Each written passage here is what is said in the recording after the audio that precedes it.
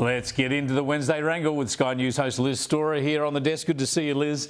And in Melbourne, as ever, we're joined by columnist and broadcaster and author Justin Smith. I bet you can't wait, Justin, to get an invitation to go up to Albo's beach pad and spot a few whales there off the beach. I don't. It's a lovely spot, isn't it? I don't think I'll be getting any invites up there. I don't think I've said enough nice things about the Prime Minister. He'd invite you anyway, wouldn't he? Say, have I gone completely mad here? Have I gone completely mad? Did the Prime Minister steal this house? Did he fund this house through a cocaine ring that he's been running out of Mexico or something? I mean, have I gone completely barking mad? Two professional people who have worked for quite a few decades, so they've got a little bit behind them, have decided to buy a house.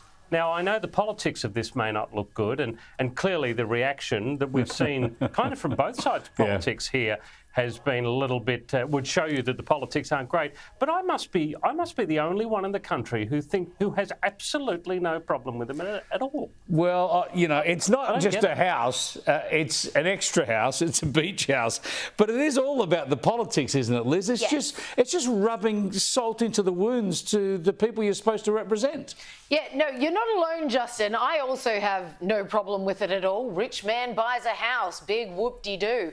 The problem is the timing of it, the optics of it, and not just the optics, but the fact that he knows at a time such as this that those are going to be the optics, and he did it anyway. This is a man who doesn't care. He knew exactly that this would be picked up by the media. He knew exactly how it was going to be portrayed, because they're not half wrong, and he did it anyway. So to me, that is more telling than anything else. Oh, come on. We're talking about a man who has very little real life experience, has never run a business, has climbed all the way to the top of the greasy pole. It's all he's ever...